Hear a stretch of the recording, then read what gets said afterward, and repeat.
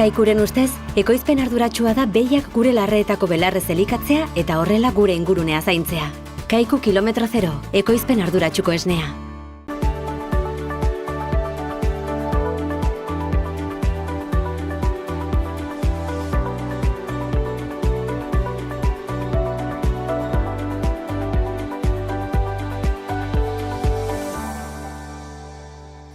Gaurko saio hontan Anton Arrizpekin elkartuko ga Amaiurren Amaur Garagardotegi ekologikoai buruz hitz egiteko, Garagardoan ekoizpen produkzio horrei buruz gauzek argi gelditzeko.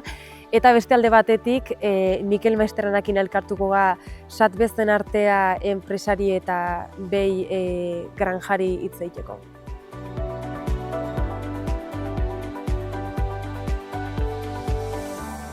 Bueno, Mikel Maestrenarekin elkartuga Amaiurren Satbezen Artea enpresai buruz hitz egiteko, behi granja dauke esne ekoizpenarekin aitzen da, eta pixkoat akordarazteko nola hasi zinen ze helburukin eman zinun ekimen aurrea olako granja bat montatzekoa?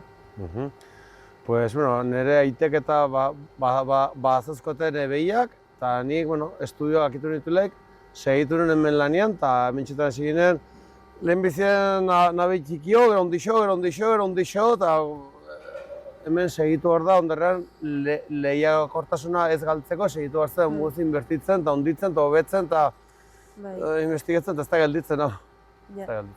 Eta nola intzinuen nola bat makinak jartzeko helburu hoiz zergatik jartzen dituen makinak? Makina, gaur egun behar delakoz, lehiakortasuna irabazteko, inbaruzu produzioa eta ondituz ganbaztara, eta ez da beste bueltarik. Langilekin ere geota okerro goaz, zentzu duzietan, ondarren obligetu gara geota robotizetzea gehiago eta gero eta horietera. Orduan, uste duzu igual behar batengatik, behartuik jarri dituzuela makinak, azken finean igual bai komodidadetasun gehiago eukitzeko laniteko orduan edo erraztasun gehiago ematen dizkizuelako? Bai, erraztasunak bakarrik bizi zapazten duen, baina gehienetan robotak eta gauza automatikoak denak, da lan repetitiboa diak entzen denak. Ondarrean, iten duzu inbertsio, baina ondarrean langile hauekin erratzen dena. Lan repetitiboak entzen dielakoz. Lan errexoiek entzen diet, orduan nausiak gelditzen da, lan gutixo ditizu, behixo zaude, baina ez du lago pilik idazten, pero bueno. Eta orduan, saltoin aurretik makina eta igual esan dezakezu aurretik zure erorokotasun edo zure lanak gorragoa zela edo zailtasun gehiago zeinu zela? Bai, gortxo zen, gero deiztera bera lehenengo goizeko bi horretan eta jehikitzen dizen, eta orai eniz ekitzen bi horretan. Montxuxo ekitzen diz, baina alare gau ez egiten dut deiak noiz nahi robotak deitzen da gau ez, eta ordein jehiki baztera, xeala horrek esea, robotera, onterietik goltzen daun izetan, baina ja desbelatzen zera, pero bueno.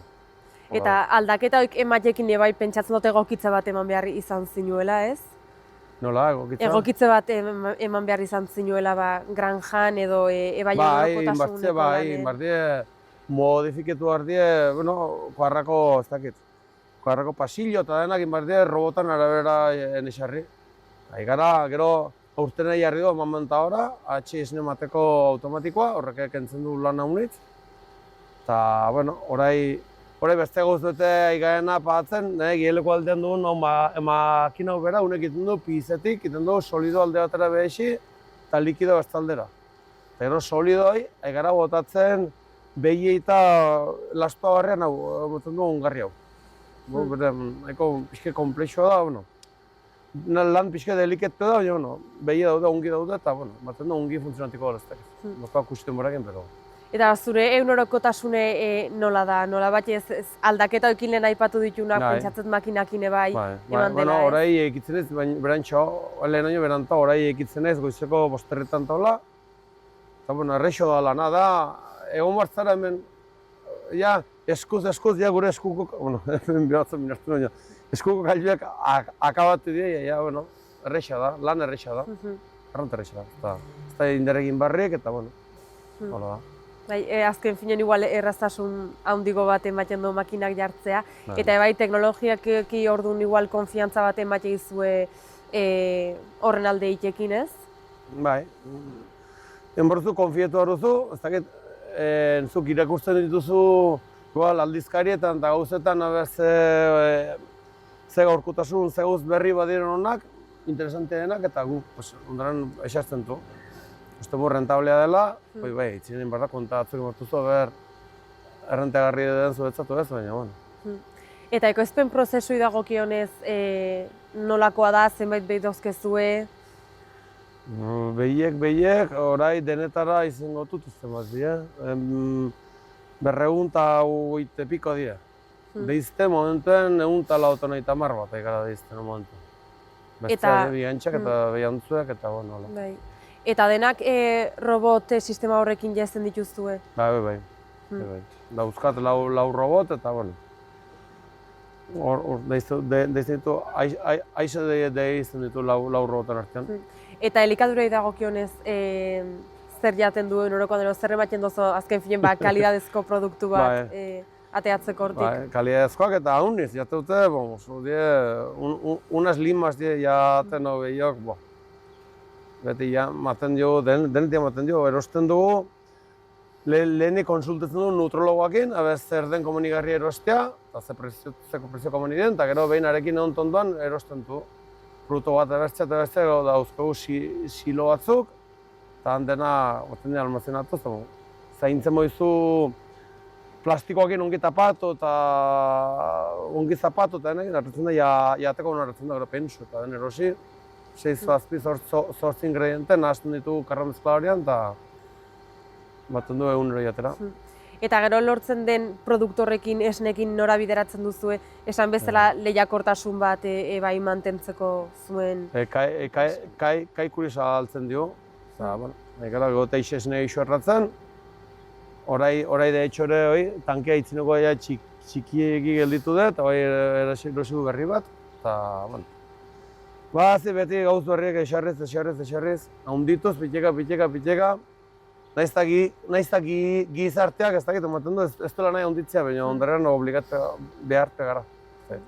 Orduan, esan duzun bezala igual beti izatea aurrea egiten eta hobekuntze bate teknologikoa bai bilatzen eta hitzein pixkoat zen nobedade dauzkezun, egoen zen makina dauzkezun eta bai zertako erabiltzen dituzuen. Bueno, nobedade errandutena, orai, hau, diferentzino behixiena igual hau, separador de sólidos y líquidos hau, unekin lortzen dugu pize da likidoa, orduen ez da lehenako kostra belaien maten dele guden eta ez hurik egiten geltzen da kostra bat. Unekin ebitetzen da, likidoa denez ebitetzen da, eta usein ere pixikut iso, zaunitz.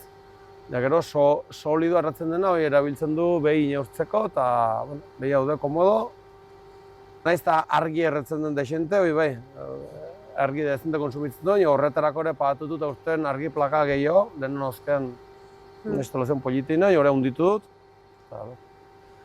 Argien faktura ez dena hunditzen gehiegi. Eta orduan, uste dozu onurak gehiago diela kaltek baino eta seitu behar duzuela nola bat honekin aurrea edo aldaketa bat eman behar duzuen edo? Uste dugu hobetzatzen dugule. De hecho, deus baino unen helburu ezen, katxarrunen nazen hori. Solido horrekin, behien etzan lekuetan bota, koltsonen gainean bota hau, eta hola konsegitzen dugu delako kau konfortoa handitzea. Espero dugu esan produzioa handitzea pixka eixo. Naiz eta behar arriskua baduen ere, hau produktu organikoa denez, esne tanta batzukin nahazten bada, karze aldatzu, arrisko jo behiek errepakumin hartzeko. Behar arriskoa gauz deliketu da. El puntxo harpatu behar da azten duen bezala, zer eixea, baina bueno. Eta ipatu gozan kau konfort hoi zer da zehazki edo zertako? Behie ordenta komodoz egoten den, ordenta esne gehiago emango batzu. Ordenta errentagarrietasun gehiago izango zu. Gero ventiladoreak ere bai, urten berritu dut, patutu ventiladore gehiago, eta gero ere nauzken hori. Sobera behin nauzkan, 100 kubikuluan dako. Orduen, indutena da pize positue tapatu eta hor indut leku batean, hor behi batzuk gustoratu. Orduen, beste lekuen, behiez betiazagun ure, behi gutixoekin, behieko ingo dira hobekio. Horrengatik kau konfor hobetzen da. Orduan, sakabanatzen dituzo, Bai, igual pixkat, ebai beraiek ebai egokigo otxeko edo komodogo ebai, ez? Bai, zabaltasun gehiago badauka behi bakotxak eta orduan, oak egoten, ja. Espero esnea gixo ematen orduan. Dena azken finen produkzio horta Bai. bideratzen da, eta etorkizunen ebai horieteko asma duzu ebai lehiakortasun bat handitzeko, eta igual makinak gerozta gehiago berritzeko, ez? Bai, ez dakit. Bazi, hobetuz, eta zen oso. No espete akabatu harko da, pero ez dakit. Bueno, aber berritasun hoikin nola joaten zaizuen aurrerantzen eta aldaketak badie, berriz hemen txatorriko zuekin konpartitzea eta kontatuko diozu nola joaten den bazuen etorkizun ere bai, eskerrik asko, Mikel. Nahi duzunen etorri, hemen ongoa bete preso. Mila esker. Kaikuren ustez, behiak gure larreetako belarrez elikatzea da ekoizpen arduratsua, eta horrela gure ingurua ezagutzen dugun moduan zaintzea. Esnea egunero jasotzea freskotasunari eusteko, eta beltzain guztiei laguntza bera ematea. Horregatik, kalitate handia eta zaporea du Kaiku esneak. Kaiku kilometro zero, ekoizpen arduratsuko esnea. Antton Arizpekin elkartuga hemen Amaur garagardotegi ekologikoan, eta berak pixko bat azaldu behar diu nola den ekoizpen prozesue, eta importanten are bai, zergatik hasi zen hau dena sortzen eta ze helburukin eman zinun lehenbiziko pausoak hontan. Ni beti danik izan naiz garagardozalea, garagardo edalea, eta ikusten nuen hemen ez zela kultura handirik edo garagardo artisobaren ohitura, irateko ohitura handirik ez. Beraz, pentsatu nuen paper hori hartu behar nuela, erakusteko eta erakasteko hemen goiedeari existitzen direla mota ezberdinak, ez bakarrik betiko rubia, baizik eta milaka mota. Eta nola izan zen zuk hoi pentsatzetik salto egitea eta olako ekimen bat? Hasieran izan zen afizio bat. Hasi nintzen nire sukaldean egiten, nire burundako eta etxendako, eta horrela errezetak ezberdinak egiten dituen. Gero errubitaldean sartuta nago, eta orduen hor ere bai banuen publiko handi bat, eta ikusten nuen nire garagardoak gustatzen zutela, eta horrela hasi nintzen. Orain dela urte batzuk, niri ibili nintzen ere garagardotegi artesau baten, iparraldean lanean, ikastekota. Eta gero ikusi nuen hemen, hegoaldean, orain dela urte batzuk hasi zirela ostatuetan, garagardo ezberdinak agertzen. Lehen bazen betiko rubia eta handik kanpo esatzen besterik. Eta beraz, orain dela urte batzuk hasi dira agertzen, berze markako tostatuak edo IPA estilokoak eta holan. Beraz, pentsatu nuen, igual zela momentuan bat ekintzeko proiektu honekin, eta jendea hasten baldin bazen interesatzen bertze zaporretara, igual hor bat nuen nik egiteko aukera. Kusteu, gero hitzen jau zaporetaz, baina aipatzekoa da ekoizpen ekologiko bat dela, horrekin salto entzinun ez dakit ze asmokin edo argi zinun hoi bai edo bai bete behar zela? Bai, nik argi eta garbi nuen, nahi nuela produktu garbi bat egin, eta garbi eta iraunkora, eta beraz, hortaz nahi nuen bakarrik materia prima ekologikoarekin lan egin.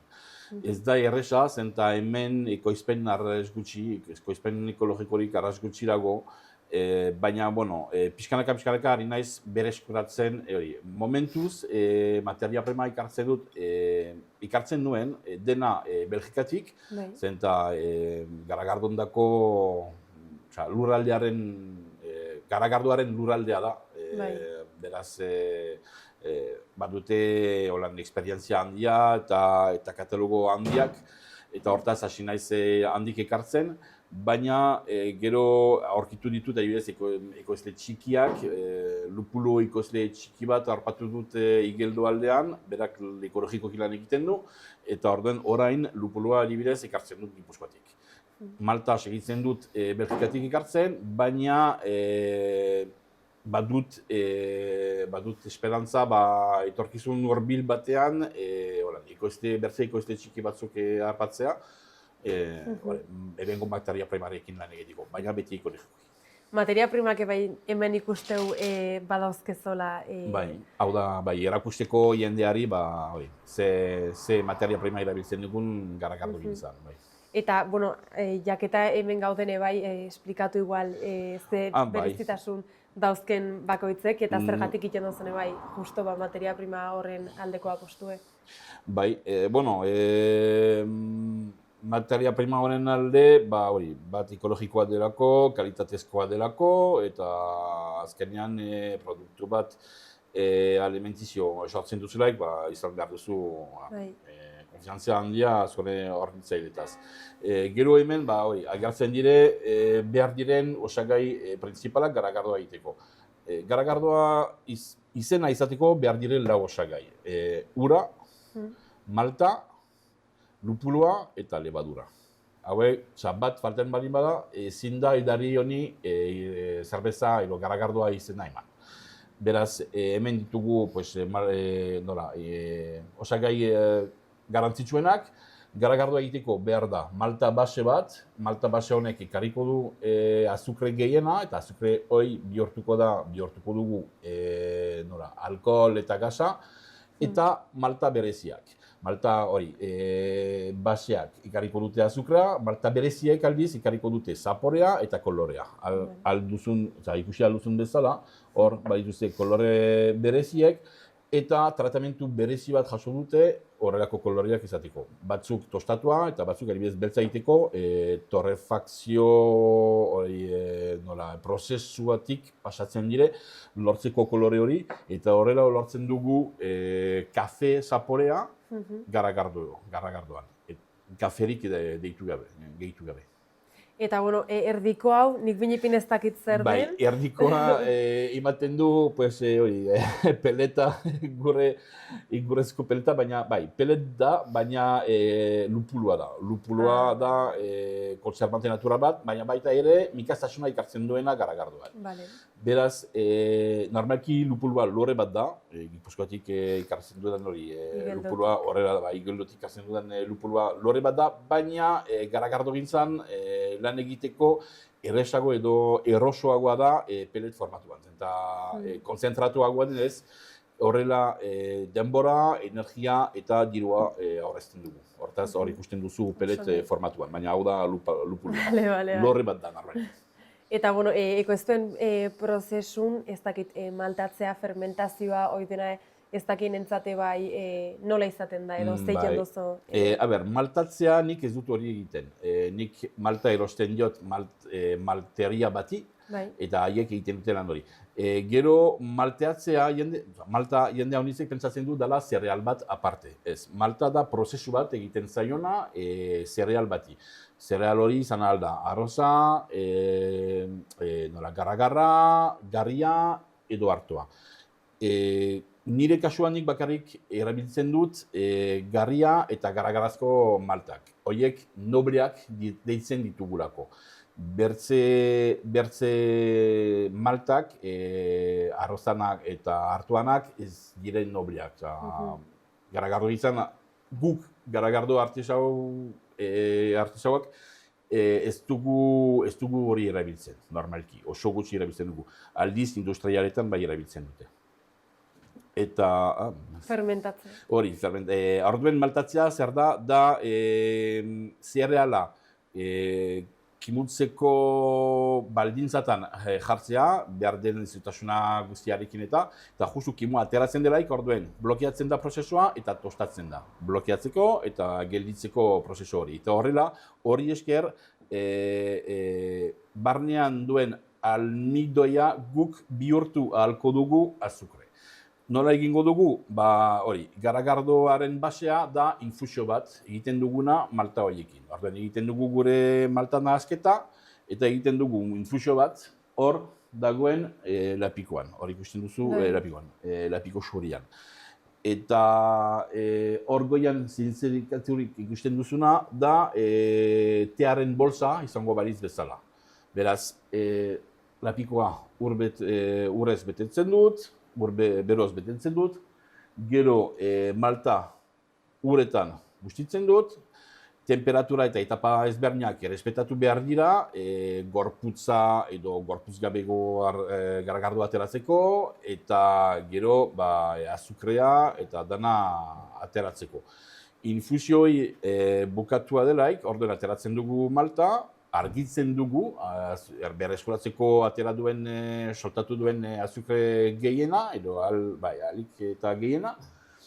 Malta hori ja baztertu aldugu, eta nik ematen diot lagun bati, bere astuendako eta ganaduendako. Eta orduen lapikoan ja badugu deitzen den mosto bat. Ezin da garagardoa deitu, alkoholik ez duelako. Baina da mosto bat. Beraz, mosto hori jarriko dugu egosten ordu bat, egun gradotan. Ordu honen hasieran lupulua botako dugu, mikaztasuna lortzeko. Nahi baldin baduzu mikaztasuna handia, orduen lupulua honitz, edo horren jolasten da, ordu hasieran jolasten da mikaztasunaren afera. Eta gero, ordu honen bukaeran berriz botako dugu lupulua, nahi baldin badugu zaporea landu lupuluarekin. Nik ez dut sebera maite mikaztasuna, eta nahiago dut landu edo protagonismo eman maltari, zerealari, lupuluari baino. Hortaz, lupulu aski gutxi erabiltzen dut, eta nahiago dut hori, zerealaren zaporea ateratzea lupuluarena baino. Hau da, ikoizteko prozesua. Behin ordu hori bukatua dela, oztu behar dugu gure mosto eta pasatu fermentadorera. Hortako, bat dut nik aparato bat, interkambiador de placas deitzen dena, bi zirkuito, alde batetik urrotza sartzen da, bertze zirkuito baten, bertze alde batetik sartzen da mosto beroa, gurutzatzen dire, eta orduen ura ateratzen da beroa, eta mostoa ateratzen da fresko. Normalki 20 gradu inguru, eta hor dut orduen fermentadorean nire mostoa. Orain, fermentadorean dagoela mostoa, botako dut lebadura eta itxiko dut, hermetikoki. Lehenbiziko etapa hau da lehenbiziko fermentazioa. Orduen, lebadurak zer egingo du, joango du azukrea, guk askatutako hori infusioan askatutako azukrea, eta sortuko du gasa eta alkohola. Lehenbiziko etapa hortan bakarik alkohola interesatzen zaigu, eta orduen uzten dugu gasa eskapatzen. Orduen badut sifon moduko tapon bat, horrela gasa atera alda fermentadoretik, baina ezin da zikikiririk sartu. Hori lehenbiziko etapa hori bukatu delaik, botilaratu behar da. Botilaratzerakoan, egingo dut deitzen den sirope bat, dela azukre eta ura, nahastuko dut garagardoarekin, eta orduen zer egiten dut prozesuotan berriz ematen diot elikadura lebadurari. Orduen lebadura berriz hasiko da bere prozesuan, dela azukrea iatea, eta orduen bigarren etapa hortan, guk nahasten dugu, nik nahasten dut hori, siropea eta garagardoa, orain deitu alda garagardoa, alkohola duelako. Nahasten dugu eta berehala embotelatzen dugu. Orduen, bigarren fermentazio bat edo karbonatazio natural egingo da botila barnean, eta horrela lortzen dugu garagardo bat gasaduna. Oso prozesu luzea eta detaile askokoa dela nik uste. Eta ebai ikustea nola lortzen dien berezitasun eta desberdintasun hoik dauzkezon motan arabera azken finean delako ebai rezeta berri bat sortzea kozinatzea bezalaxe orduan aipatzea ebai bazte berezitasuneko garagardoak dauzkezon. Berezitasuna hemen jokatzen da, osagaiekin. Osagaiaren arabera eta prozesuaren arabera lortzen ditugu garagardoa harinak, gorputz gutxikoak, edo garagardo gorputzune eta gero kolorea, zaporea dana jolasten da hori. Malta nahasketa horretan eta sukaldatze prozesu honetan. Eta guantxe bertan zenbat garagardo mota dauzkezu? Momentuz 7 mota ezberdin behitut. nahi nuke bertze 3-4 gutxienez egin, gehiago erakusteko eta irakasteko jendeari ze mota ezberdin existitzen diren mundu osoan. Eta mota hoitatik ez dakit bat izan diteken publikoan gustokona? Bueno, momentuz gustokoena da rubia ikusten dudan rubia harina, zergatik justoki hemengo kultura handia ez delako, jende gehienek rubia ezagutzen dute eta apinon fijo joaten dire. Baina bertze estiloak naiz eta ez ezagunak izan, hasi dire gustatzen eta kuajatzen zonaldean. Jendeari gustatzen zaio. Eta zutzako gustokonare pentsatzet honen dela? Bai, ni beti garagardo tostatu zaldia izan naiz, eta ikoizten dudan tostatua da gehien daten dudana edo gustatzen zaidana. Ikuste hori iken dituzonetan izen desberdinak daudela, ez dakit zerren arabera aukeratzen dituzon izenoik? Bai, dire azapen ezberdin batzuk izenekin, argita garbi nuen lehenbizko izena zen Iparla, zenta bada IPA estiloko garagardoa, eta IPA eta Iparla mendia horbil izan da, argita garbi nuen, nire IPA estiloko garagardoa horrela daituko zela. Eta handik hasita, hori, pentsatu nuen, zergatik ez mendi izenak, eta orduen pentsatu nuen, hauza, neguan, da gehien, hemen Amaiortik ikusita, gehien surritzen den mendia, eta orduen dut garagardo bat surri estilokoa, honi hauza izena eman jarri nion. Nire rubia harina deitzen da, ez da mendi izena, da nire amatxin sorlekuko izena, basiariko izena, berez basiaria arginiko borda deitzen da, baina beti argintio ez izena izan du.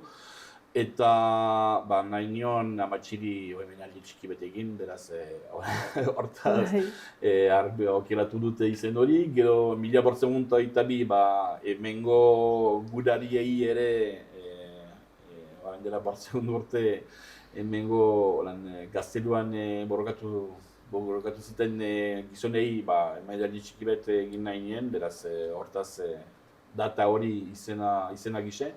Eta gero, alkurruntz mendi ilunago iruditzen zait, bertzeekin konparatuz, orduen garagardo beltza alkurruntz izena, beltzari alkurruntz izena jarri nion, eta gorra mendi justu pare-parean dut, eta atxetan eta honitzetan gori jartzen da, bere ariengatik eta argiengatik eta beraz, gorri, gorra mendi, egokia iruditu zitzaidan, eta irubelak asko da triple estiloko garagardoa, beraz hiru hitzekin hasten denez, berdin, horrela saiatu naiz asmatzen pixket izenak. Bakoitzei azken finean jartzen diozu balio bat eta sentimentala, eta nik uste historikoki globala den zerbait saltzen dozola ez? Bai, eta gero nahi nuen ere bertako jendea haiena sentitzea edo...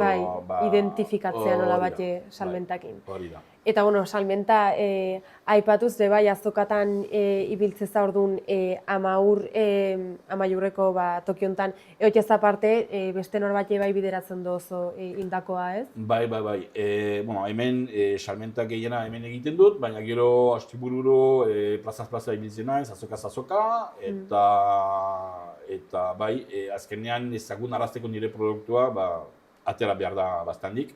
Baztanen saltzen dut, ostatu batzutan, Ilizondon, batez ere, baina baita ere inguruko herrietan, Erratzun, Arizkunen, Arraiozen, ezakit. Landetxetan ere saltzen ditut, landetxeko jendeak erosten dit garagardoa haien bezeroan dako, eta gero bideltzen dizkidate. Baina hori, astibururo ibiltzen naiz hemenik kanpo, ezagun arrazteko nire marka, eta horrela. Ordu momentu zenbaitze honak aiza lortzen? Nola barkatu? Emaitza onaka izan. Onak, bai, ni kontent nago, proiektu honekin, daramatzat 2 urte eta piko lan proiektu honekin, ikusten dut kuajatzen ari dela, poliki-poliki. Ez da erresa, proiektu berri guztiek bezala, asmentan beti gogorra da, baina ni, momentuz emaizekin, kontent nago, suposatzen dut jende haunizek nahiko lukera nik izan ditudan emaitzak lehenizko 2 urte horietan. Eta ezazteare bai oso polite dela iken dozona azken finan zure helburu delako bai nola bateko eziketa bat ematea salmenta hortan, ez? Bai, hori da, bai. Nik badakit badudala kultura eta orduen nahi dut hori banatu eta edatu. Bueno, eskerrik asko esandako guztingatik eta etorkizunea behideko asmoik lortzen dien eta helburu guztioik betetzen dien. Esker mila honitz behi.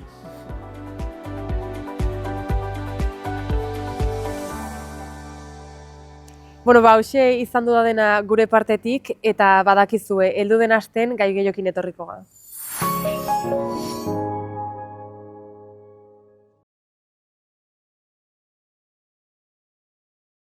Kaikuren ustez, ekoizpen arduratsua da gure abeltzain guztiei, handiei naiz txikiei, laguntza bera ematea. Kaiku kilometro 0, ekoizpen arduratsuko esnea.